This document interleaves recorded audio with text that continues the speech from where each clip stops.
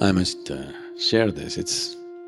I hope it is received with the necessary understanding, because this was a certain moment of intimacy, a certain moment of many things that cannot be expressed. I was just 14 years of age. My mother, who was a very devout, dedicated woman, for her, her whole life was her husband and 4 children, and she never thought anything about herself, she just gave her life to us. So there was no need for her to ever express that I love you or anything, such a thing was never expected. Whether she loves you or not is never a question, because her whole life is for you. So there's no question of whether she loves you or doesn't love you. Such a question never occurred in anybody's minds. I developed a kind of relationship with her where though I was the youngest in the family, I was like her elder brother in many ways. She would share things that she wouldn't share with anybody, and when I took advantage of that and joked, she would always regret, why am I sharing these things with you? So on a certain day, because of some interaction, somehow she grew a little tender in her heart and she expressed her love to me, not necessarily in I love you business, somehow.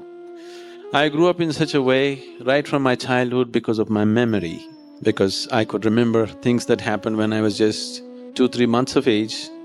It just didn't allow me to be like a normal child, I thought like an adult. So because of this, nobody could take me on their lap, nobody could fondle me, nobody could carry me. I always preferred to walk and do my own things. Even though my brother and sister were older to me, were used to be carried and fondled and all that, I did not get those things because somehow it was difficult to do those things to me. I'm still difficult, see. So this relationship was very different from normal thing, but that day she was somehow some tenderness and she wanted to express. She expressed something towards me. I simply asked, for me it was just very matter of fact. I just asked if I was born in the next house, would you still feel like this about me? She just broke down, it hurt her very much. She broke down and went away. I didn't intend to hurt her, I just asked a simple question, which these questions are constantly going on in me about everything, not just about one thing. And after some time, she came, still tears in her eyes, she came and fell at my feet, and then she went away. I said, that's good for her, some kind of realization within herself. Why I'm saying this is, our ways of thinking and feeling are so deeply identified with things we are associated with. Our body, our parentage, our children, our wife, our husband, our home. Not just that, with just about anything, isn't it? With just anything and anything.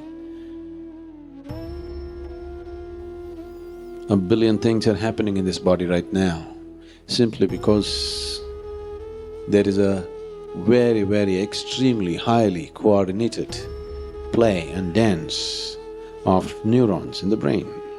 But mind as an experience for people, in most people's experience, unfortunately, it's become a mess. So it's a circus. Both the aspects of the circus are there. Even the clown in the circus is a gymnast, hugely coordinated, but he's made to look like a clown.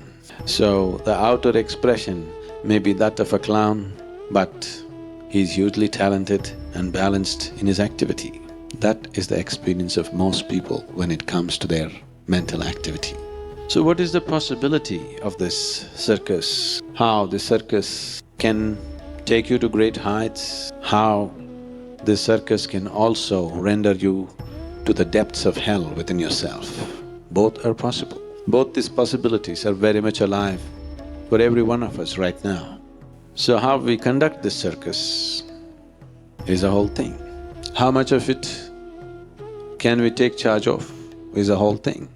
Why is it that mind, which is the most miraculous instrument, which is the most miraculous possibility in our life, has also become a misery manufacturing machine on this planet? Every kind of misery that human beings are going through is manufactured in their mind. Why is it? For one person, mind seems to be a pleasant experience, and for another person, mind seems to be a torture. Unable to bear the mental torture, people have invented various kinds of deviations, various kinds of perversions on this planet just to somehow deal with the mess of the mind. And these perversions might have given them temporary relief, but after some time, it again multiplies the mess, it doesn't really take it away. The moment your intellect, let's differentiate between these two.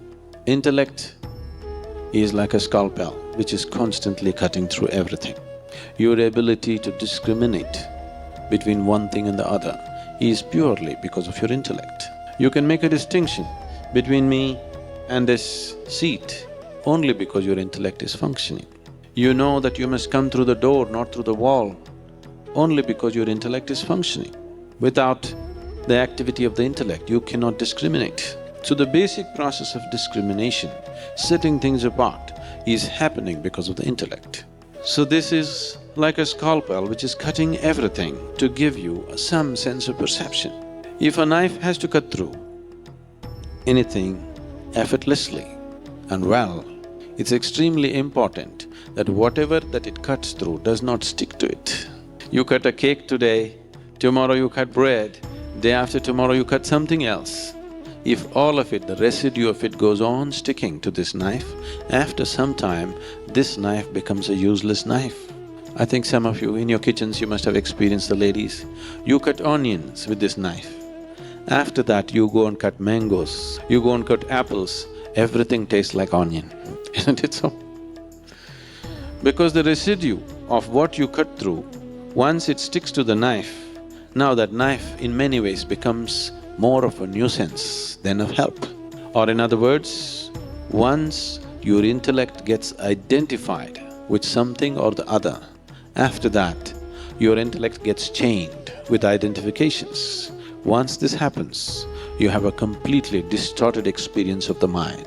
Your mind, that which should have been a ladder to the divine, unfortunately has become a stairway to hell, simply because it is so identified with so many things. People keep telling me this, Sadhguru, for you, the biggest thing in your life just happened unasked. Maybe you're chosen, how will it happen to us? It is not a question of anybody's choosing anything for you.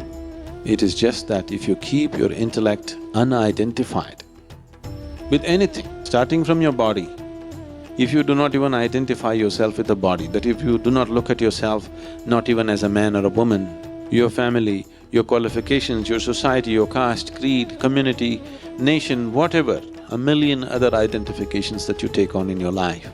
If you do not identify your intellect or if you do not encumber your intellect with any of these identifications, every human being will naturally lead himself on to his ultimate nature.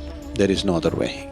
When we started the home school, the first questions that came up is this going to be a spiritual school? Are you going to teach them spirituality? I said, that's one thing we won't do.